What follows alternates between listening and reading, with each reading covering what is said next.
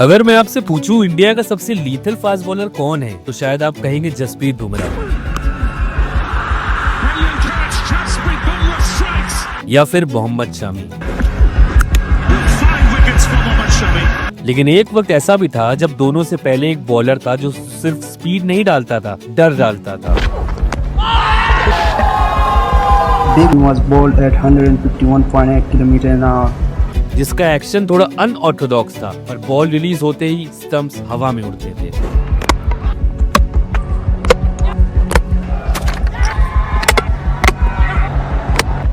एक coal mine worker का बेटा जिसे ना एकेडमी मिली ना कोचिंग, जिसके पास एक गिफ्ट था रॉ पेस। नाम है Umesh Yadav. Throw him the leather and you will still see the mental steel of a cricketer. He is a perfect team man that you would want to have in the side. The beauty about Umesh is when he does bowl well, he has the potential to get 2 to 3 wickets in a spell. T20I side inside 7 months is perhaps what defines Umesh's career the best. That shows the character of the man. And you cannot skip Umesh's chapter.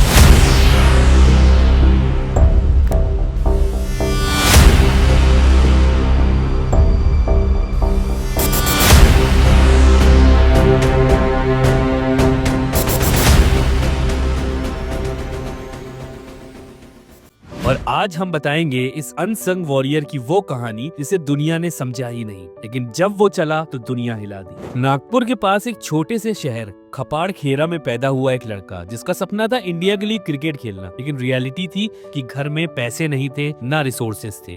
Umesh के father coal mine में काम करते थे और घर का गुजारा बस चलता ही था। उमेश ने पहले आर्मी और पुलिस की जॉब ट्राई की, पर जब सिलेक्शन नहीं हुआ फिर उन्होंने टेनिस बॉल से क्रिकेट खेलना शुरू किया। वहीं उसकी स्पीड सबको दिखाई देने लगी। उमेश यादव को सबसे पहला स्टेज मिला IPL 2010 में। दिल्ली डेयरडेविल्स के लिए उन्होंने डेब्यू किया और उमेश यादव ने 4 ओवर फेंके, 36 रन दिए और 1 विकेट लिया। उसी साल जिम्बाब्वे टूर पर उन्हें इंडिया की ODI कैप मिली। पहला मैच, पहला ओवर, नर्वसनेस दिख रही थी। उस मैच में उन्हें विकेट नहीं मिला, लाइन लेंथ थोड़ी लूज थी, लेकिन अगर उनका स्पीडोमीटर देखा जाए तो उन्होंने कंसिस्टेंटली 145 प्लस की बॉल डाली। फिर उनका टेस्ट डेब्यू आता है। लंबा फॉर्मेट, घर का ग्राउंड और क्राउड की आंखों में उम्मीद। उमेश ने पहला बॉल डाला और बाउंस के साथ बॉल रिवर्स स्विंग भी हुई। पहली इनिंग में उन्होंने 3 विकेट्स लिए, दूसरी इनिंग में उन्होंने 2 विकेट्स लिए। टोटल अपने डेब्यू टेस्ट मैच में दिल्ली क्राउड के सामने उन्होंने 5 विकेट्स लिए और क्राउड ने उन्हें स्टैंडिंग ओवेशन दिया। फिर आता है वो टेस्ट मैच जहां पूरी दुनिया ने पहली बार उमेश को नोटिस किया। पर्थ टेस्ट मैच, जनवरी 2012, ऑस्ट्रेलिया के अगेंस्ट पॉन्टिंग क्रीज पर थे और तब आया उमेश यादव का मोमेंट। उस मैच में उमेश यादव ने 93 रन देकर 5 विकेट लिए। Ponting clean bold.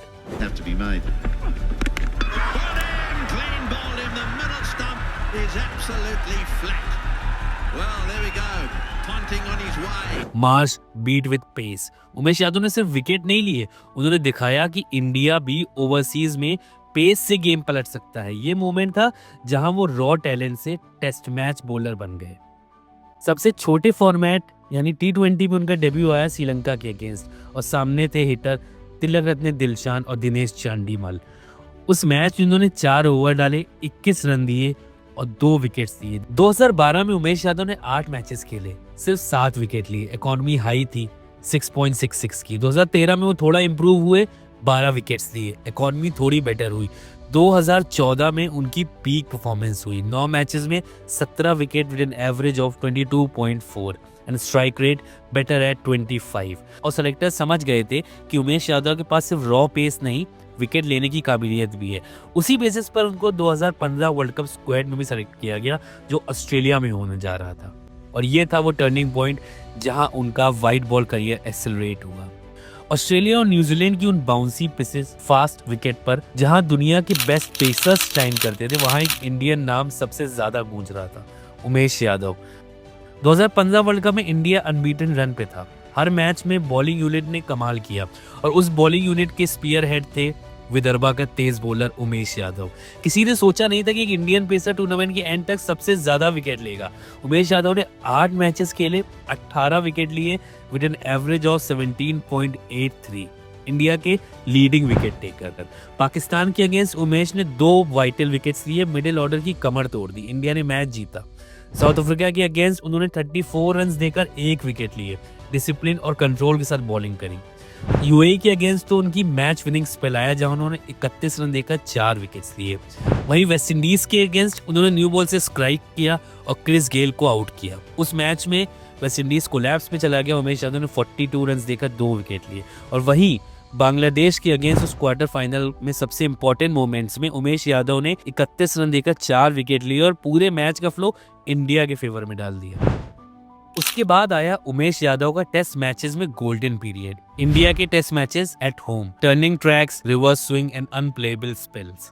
Pune test 2017 में ऑस्ट्रेलिया के खिलाफ पिच टर्न कर रही थी। अश्विन और जडेजा के लिए सब देख रहे थे, लेकिन मैच पलटा उमेश यादव ने।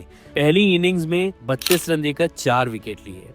वहीं 2018 में वेस्टइंडीज के अगेंस्ट वो मैच जिसमें उमेश यादव ने 10 विकेट लिए थे। 10 wickets in the match for Umesh Yadav. What timing by Virat Kohli, what skill by Umesh. His first 10-wicket haul in a test match. पहली इनिंग में 88 रन देकर 6 विकेट, दूसरी इनिंग्स में 45 रन देकर 4 विकेट। इंडिया इनिंग से वो match जीता था। फिर 2019 में साउथ अफ्रीका के अगेंस्ट शामी के साथ मिलकर साउथ अफ्रीका की बैटिंग को छिलका बना दिया। 37 रन देकर 3 विकेट, 22 रन देकर 3 विकेट, हर स्पेल में फायर।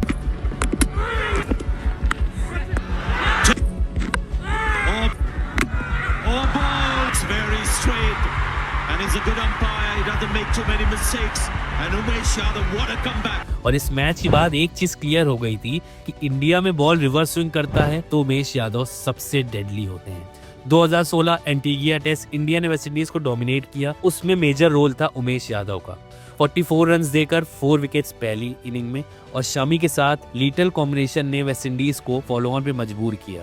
जब टीम को न्यू बॉल से ब्रेक थ्रू चाहिए था तब हमेशा उमेश यादव ने डिलीवर की। लेकिन कहानी यही खत्म नहीं होती है। उमेश के करियर में सबसे बड़ा चैलेंज इनकंसिस्टेंसी नहीं थी बल्कि अपॉर्चुनिटी थी।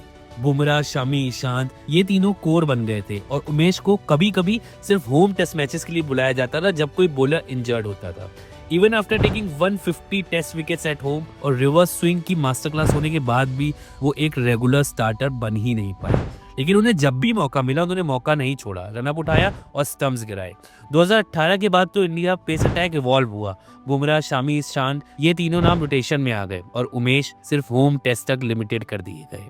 Was bowling beautifully. He was consistently being dropped. Very unlucky of Umesh. वो उतना नहीं खेल पाया जितना खेलना चाहिए था।